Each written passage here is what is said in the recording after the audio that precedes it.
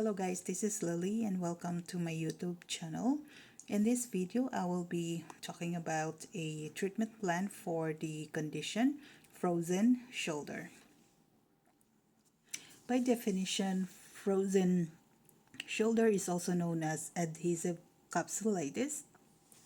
This is an inflammatory thickening of shoulder synovial joint membranes characterized by functionally restricted and or painful joint movement. Okay, so synovial joint membranes. Synovial joint is located membranes. These are located on the joint area. Okay, it is painful, significant restriction of active and passive range of motion. Active meaning the client is the one doing the movements of the joint by himself or herself. Passive range of motion is the therapist, the one who's doing the movement on the affected joint on various ranges. Okay, at the shoulder. Okay, we're talking about frozen shoulder here. Okay, most frequently in abduction and external rotation. These are the movements. So abduction, bringing the shoulder, the arms up towards the side, towards the ceiling, and external rotation is bringing this is the lateral rotation, bringing the shoulder on a movement laterally. Okay, lateral rotation of the shoulder. Now, onset between ages 40 and 70. The duration depends on timing of diagnosis, usually resolves in 1 to 2 years. Okay, slight prevalence in females, rare in children. Okay, so females are more affected. This happens more in females and very rare in children. The causes of frozen shoulder. Primary frozen shoulder is idiopathic or unknown. There's no known cause.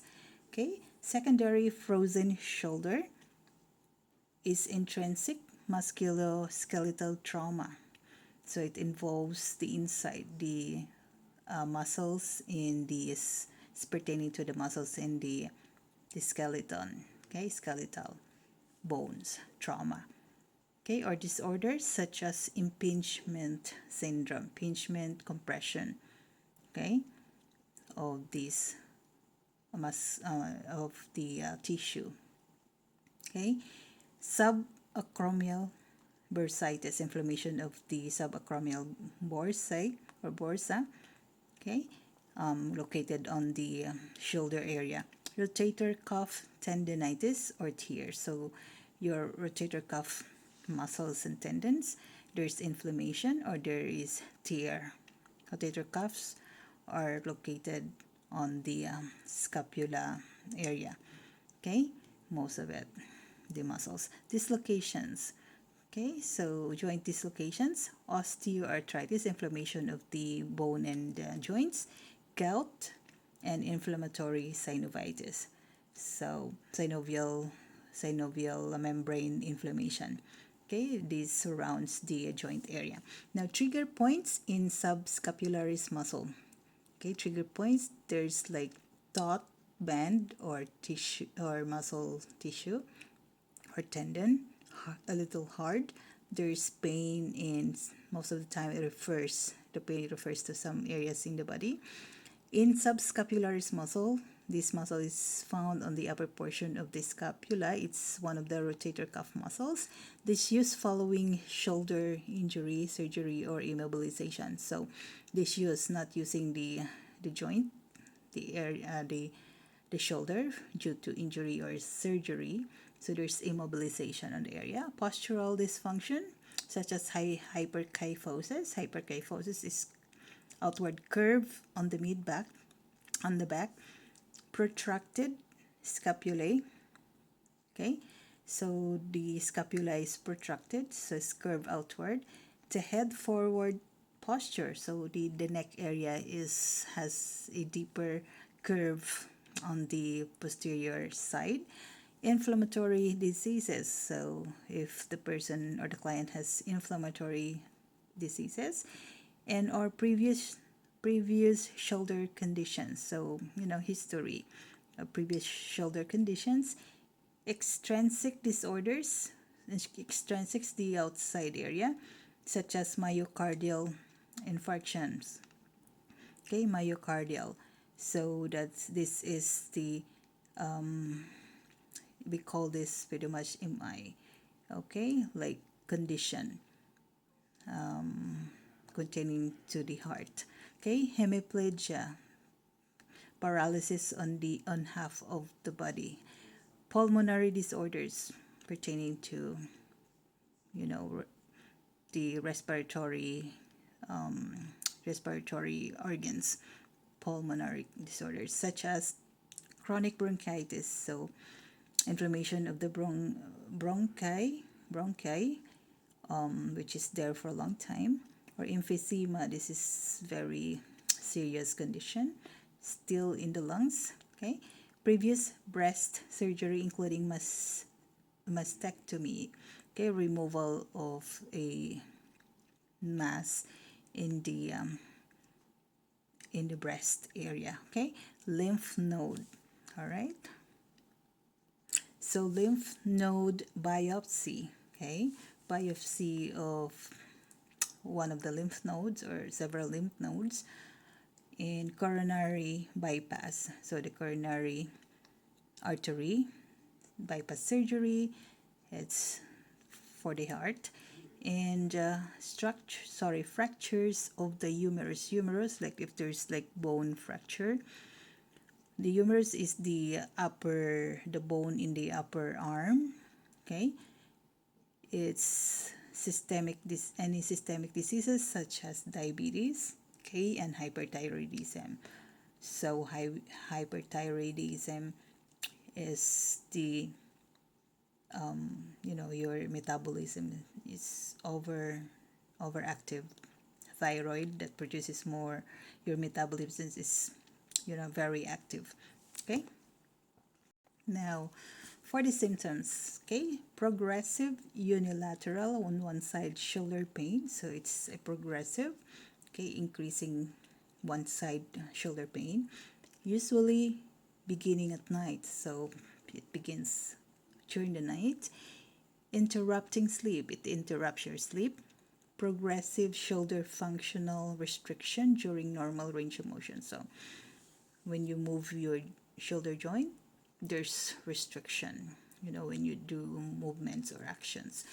Pain while at rest, okay, even at rest, the shoulder, and exacerbated with all shoulder activities. So whatever activity you're gonna use for your shoulder, there's always pain.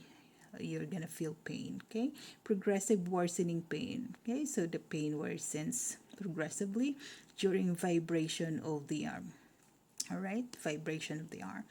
Psychological stress, you're gonna get psychological stress because of this pain and discomfort, and or weather changes. So it's you feel worse pain discomfort during winter time. Okay, because there's always inflammation. It's coupled with inflammation when you have frozen shoulder, especially exposure to cold. Yes, there you go. Stages of frozen shoulder. So we have here the acute. So we have the acute state is also called as the freezing phase, the first stage or painful phase. Okay, there is gradual onset of pain after a minor trauma, such as twisting the shoulder while reaching into back seat of a car. Okay, there was a trauma, the person may immobilize the limb to protect it. Okay, not moving the limb just to protect the affected area. Occasionally, there is a major trauma such as fracture, okay, broken bone, surgery, or myocardial infarction. Okay, the MI pertains to the heart, the heart problem. Now, The pain is severe at night and the person is unable to lie on the affected side. There you go. The pain is on the outer aspect of the shoulder and the deltoid insertion. Okay. Deltoid insertion, the one that's the muscle that is located on the very top of the humerus, the bone on the shoulder joint. It's located there on the lateral or the lateral side of the shoulder. Okay, that's the deltoid. And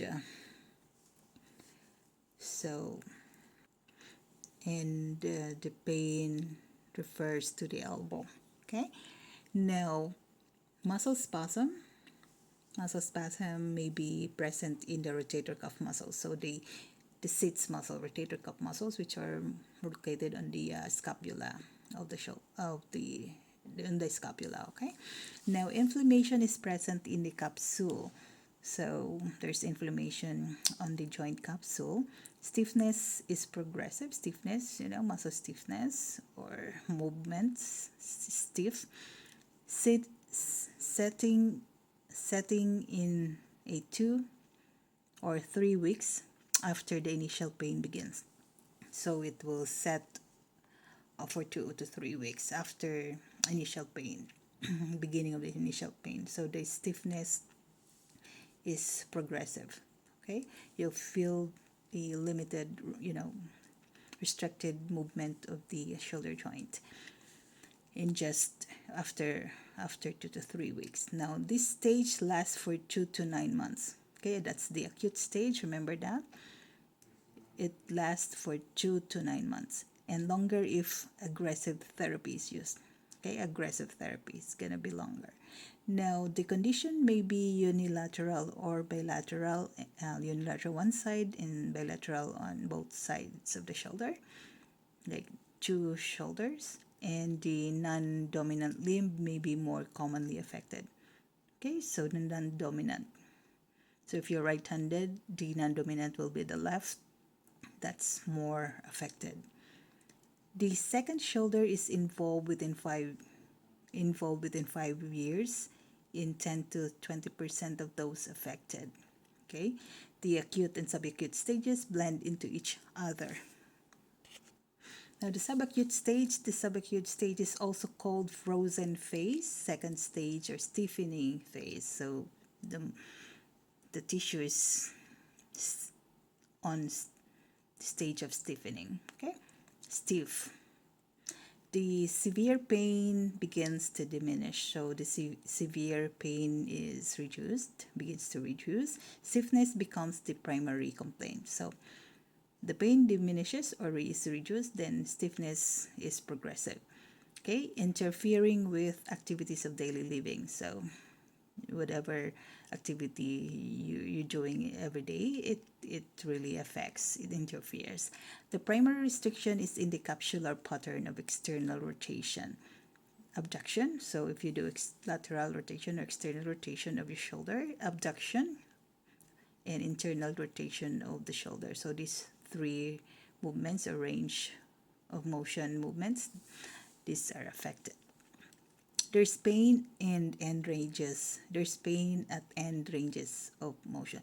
So if you're gonna do abduction, you bring your arm towards the side up to the ceiling, and at the end range there's always pain. Okay, dishes atrophy. So the tissue, due to dishes atrophy, so due to not immobility or not moving the area, the shoulder, because of pain and discomfort, then you get this condition, dishes atrophy, okay, of the deltoid muscle, okay, and rotator cuff muscles maker. So the rotator cuff muscles, the muscles on the rotator cuff.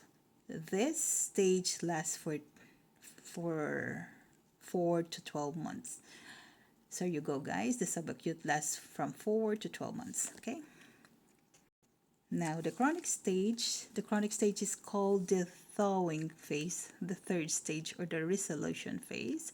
Pain is localized to the lateral arm, so the lateral arm side, and continues to diminish. That's the chronic stage. Now, the person is not awakened at night by pain as in the acute stage. Okay, motion and function gradually return. However, full range of motion is not always regained.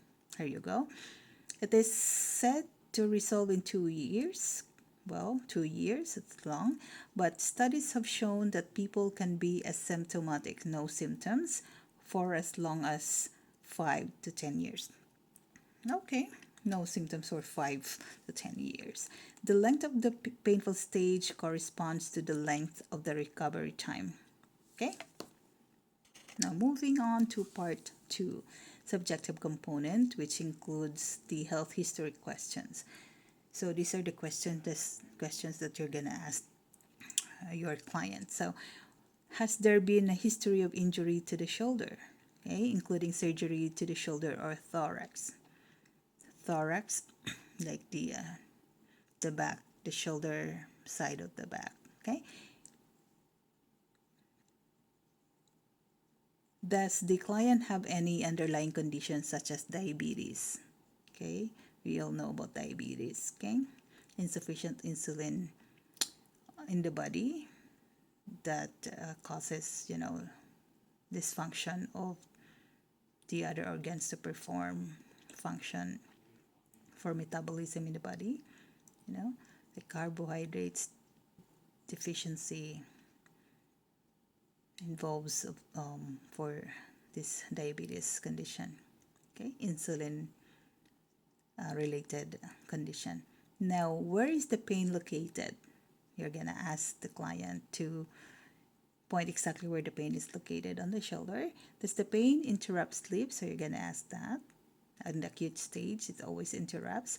Is the client unable to sleep on the affected side? Yes, we have mentioned that on our information a while ago. In the acute stage, the client will answer yes. Here you go. What actions are limited? So you're gonna ask your client which actions or what actions are limited. Is there an impairment of activities of daily living such as brushing or washing the hair, putting on a coat, fastening a bra? Usually there's difficulty, or reaching into back pocket. There you go. The client likely wears shirts that bottom down the front instead of sweaters that are removed over the head. Yeah, it's always a problem. Has the frozen shoulder been medically diagnosed? It's very important. Is the client taking any parallel therapies such as physiotherapy? Again, I asked the client as well. Is the client taking any medication such as anti-inflammatories or analgesic?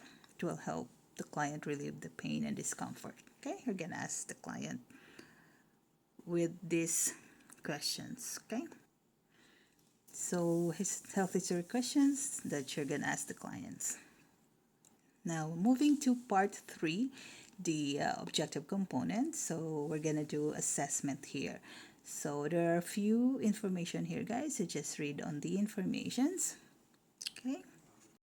You're gonna do observation, the postural imbalance. Okay. A postural assessment likely reveals a hyperkyphosis and head forward posture. So hyperkyphosis is the outward curvature or protraction of the mid-back, the thoracic area, and the head forward posture is always there's a deep curve on the neck, on the posterior area of the neck. Okay. The affected shoulder is elevated and protracted. So elevated, the shoulder is like if it's the right shoulder having this frozen shoulder problem, then it's elevated. It's higher than the left and protracted. Yeah, curved. That's it. Gait imbalance, which is the walking imbalances. During the gait cycle, the affected arm is held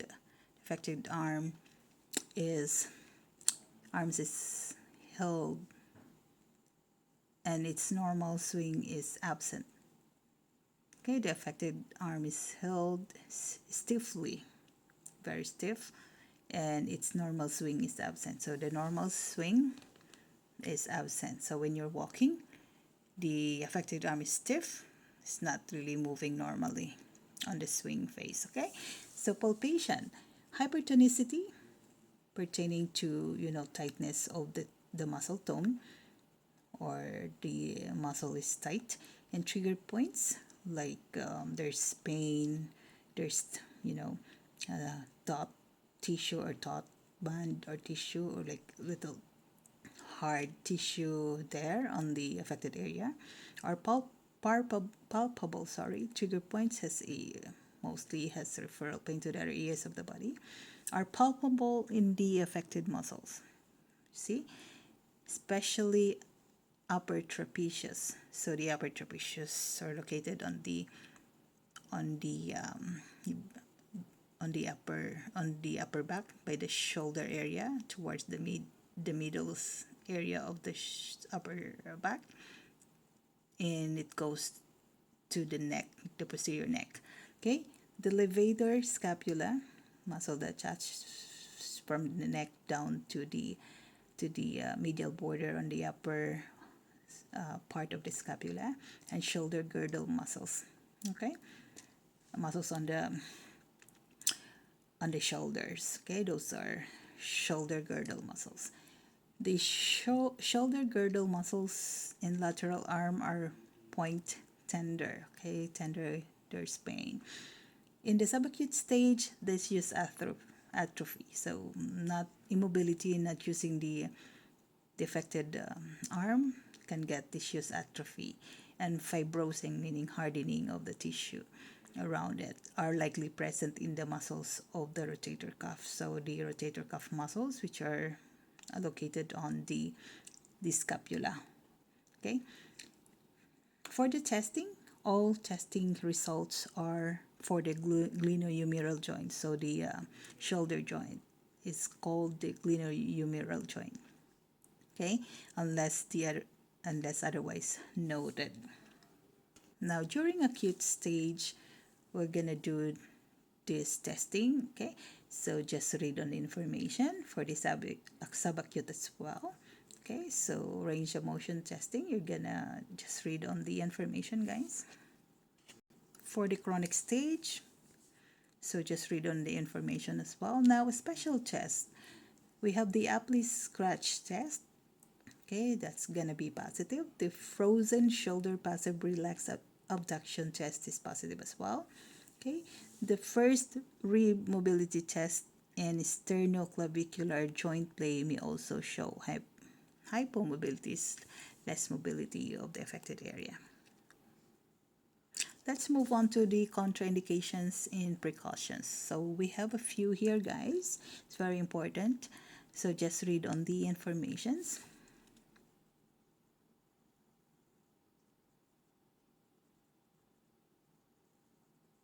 Let's move on to part 5, the treatment plan. So we have the goals to follow here. There are a few here. Just read on the goals, guys.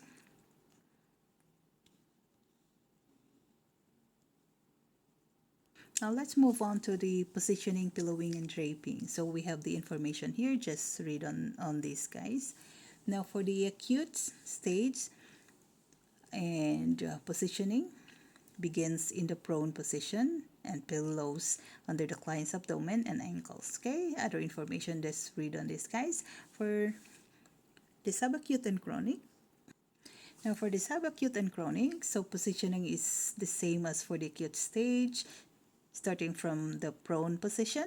Towel rolls are used if hyperkyphosis is present. Yes, you're gonna use this, towel rolls on the shoulder area, both shoulder, on prone position. Now for the techniques, we have a few here, so just read on the information, guys.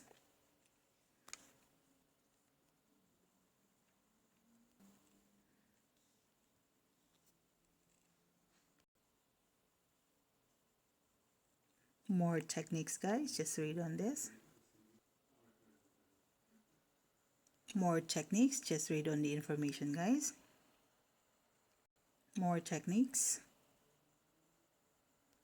Additional techniques, just read on this information, guys.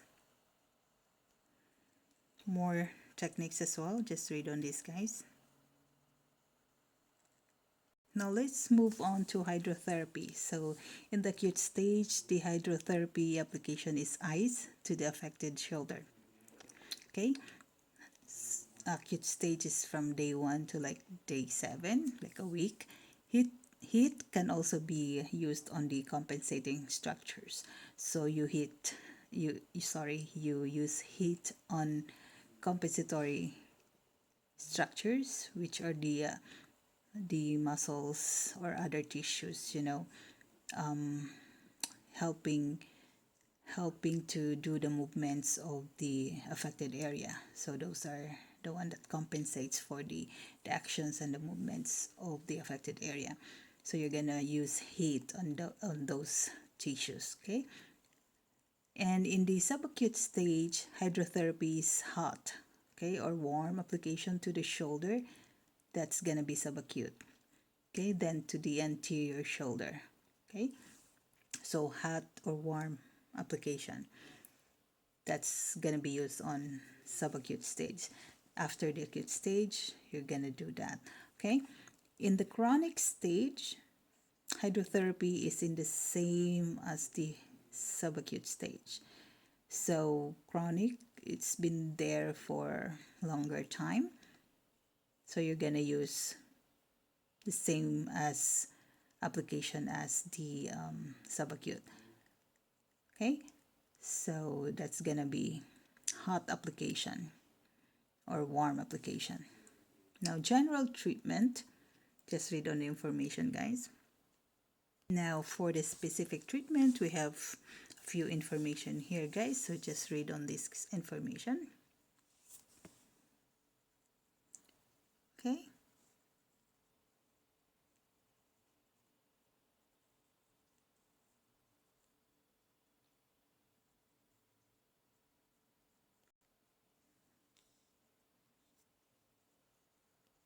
now for part 6, which is the self-care. Now we have goals to follow. Okay, just read on the information, guys.